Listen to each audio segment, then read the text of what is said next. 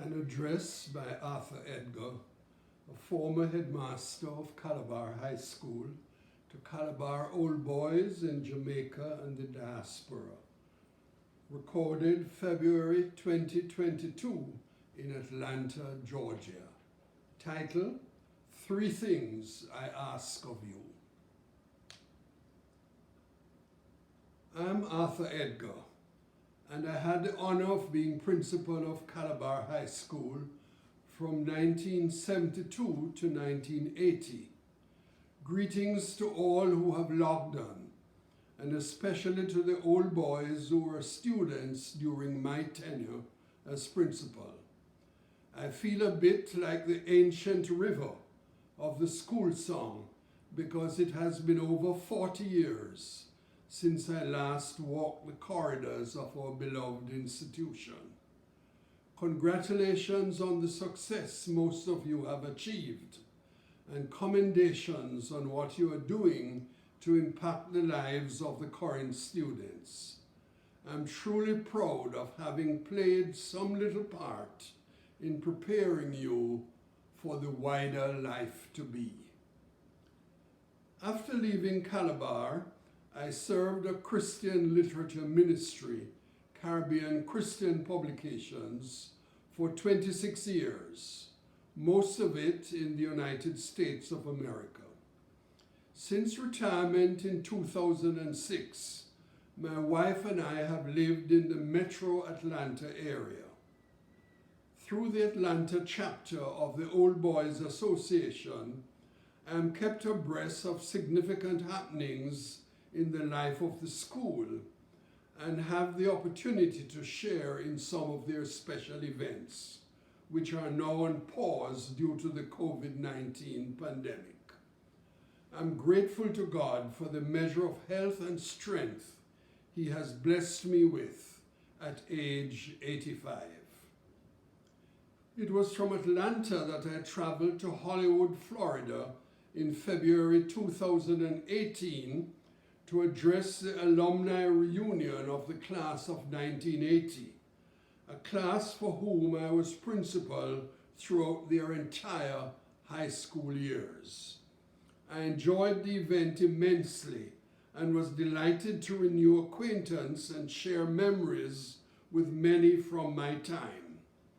Among them was Mark Cameron, who has kept in touch with me and at whose request I am recording the main part of the address I delivered on that occasion.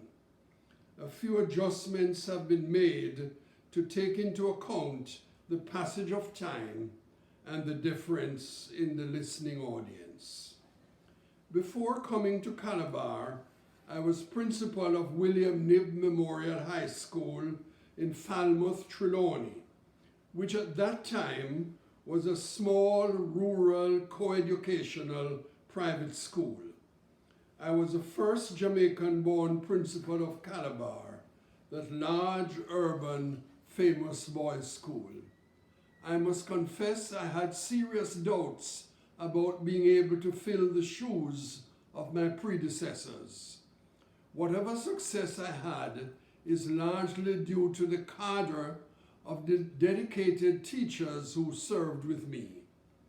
At the risk of omitting some deserving ones, I recall mistresses like Tullereed, Davis, Johnson, Core, Roomsdaly, Barnett, Jellyman, Russell, and Robinson, and masters like Washington, Atkinson, Martin, and John Thompson. I must pay special tribute to Mr. Thompson, who burned himself out in the service of Calabar and virtually died on the job. Giving their strong support also were many committed board members, alumni, parents, and support staff, too numerous to name. The 1970s were years of change in the Jamaican society and in the life of Calabar High School. That decade saw political unrest, but it also brought considerable increase in educational opportunities for the young people of Jamaica. Calabar played its part by agreeing to operate a shift system, thus eventually almost doubling the school population. But for excellent teamwork, the situation could have been chaotic, but we rose to the challenge and made the system work. The bread and butter purpose of the school was to provide boys with a sound educational and moral foundation for life. While the purpose was being quietly fulfilled in the classrooms, in the chapel, and on the playing fields, there were events that brought us pride, joy, and laughter. Who can forget the euphoria that swept over the school when we won champs, ending the 14-year dominance of our North Street rivals? And of course, I will be forever associated with the earthquake and my words to the boys in my religious education class who fled the room at the first shock. He that loveth his life shall lose it. But at the second shock, I was in the vanguard of those rushing down the stairs to the safety of the open courtyard. What is life without memories? Sir James Barrie wrote a long time ago, God gave us memories so that we might have roses in December. No doubt you each have your own treasured bouquet of memories that you revisit from time to time. Hopefully, they are roses with only a few thorns. It is a lot easier to give advice to the young or to preach a sermon than to find something meaningful to say to a group of men, some of whom are grandfathers like myself. However, there are 3 brief thoughts I would like to leave with you. In summary, they are: strive to live a balanced life. Secondly, strive to be men of integrity. Finally, strive to make a difference in the life of those coming after you. Strive to live a balanced life. At this stage of your lives, most of you have reached or are approaching the peak of your careers. Many of you living in the USA may have probably realized the American dream, measured largely in material things. But I dare say the true measure of life success lies less in material things and more in intangible values like contentment, honesty, and happiness. Such higher values will flow not from the desirability of the neighborhood in which you live or the strength of your retirement account, but from the extent to which you have achieved balance in your life. That balance will come when you give due regard to investing in yourself, your family, and others. Working hard is admirable, not so being a workaholic or being so goal-obsessed that your soul has withered from never making time for the family, time to get away from the office or cell phone, or time to relax, read a good book, go to a concert, or to reflect on God's goodness. Life can become unbalanced when it becomes too focused on any one pursuit, even on something as enjoyable as sports. There is wisdom in the old saying, take time to smell the roses. A key area where men often come up short is not devoting time to family and making sure our loved ones know and hear that we love them.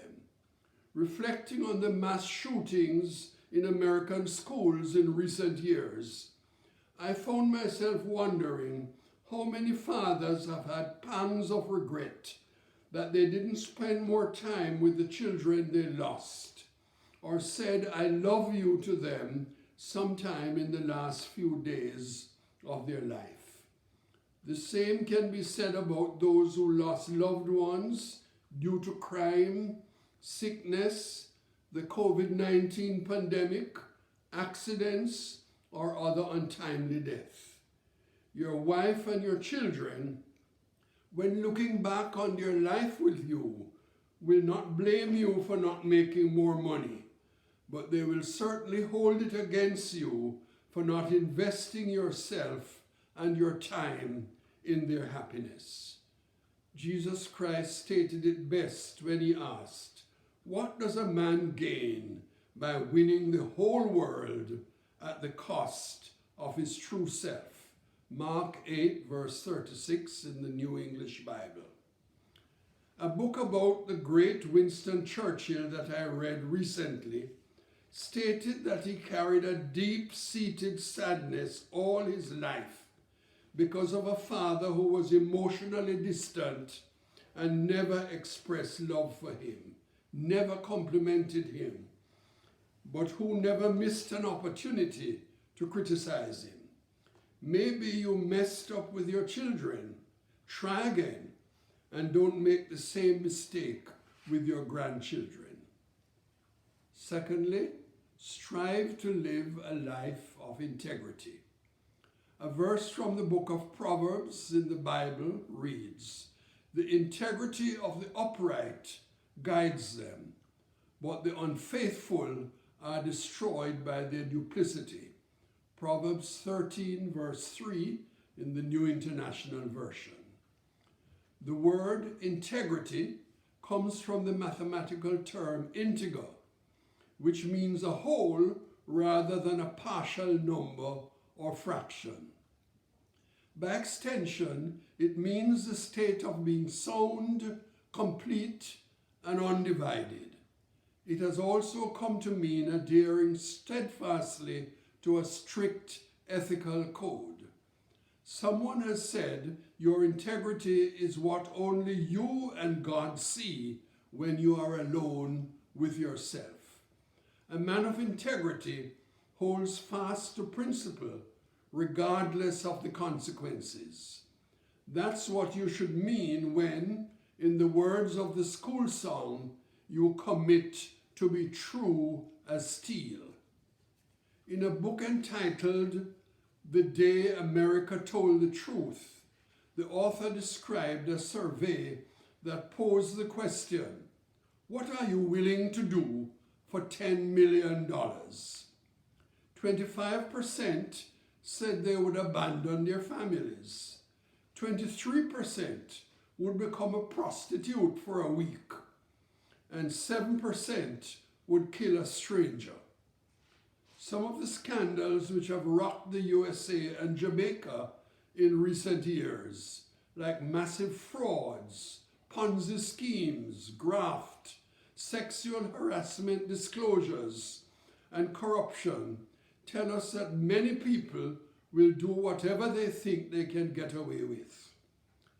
Average people like you and me will also cross the line by falsifying their tax returns, pay a bribe to obtain a needed license or permit, illegally copy a computer program, cheat on their spouses, tell people what they want to hear, and selectively obey the country's laws. You probably know about the experiment with the frog that was dropped into hot water. It jumped out at once. However, when it was placed in cold water and the temperature was gradually increased, it made no attempt to jump out. The changes were so gradual that the frog didn't realize it was being slowly cooked to death. We have an inbuilt moral compass called a conscience. It loses sensitivity the more we violate it, and violation often begins with small trespasses. Let us strive to be men of integrity who are aware of the line between right and wrong and refuse to cross it. Some men find it useful to have another man as an accountability partner with whom they can be completely honest about their struggles and in calling each other to account. My final thought is this. I strongly urge you to make a difference in the life of someone outside of your immediate circle of family and friends. I cannot commend you enough for what you and the various Old Boys chapters are doing for the present students at Calabar. The need is staggering and extends beyond the educational and economic to the social and emotional. Distance may prohibit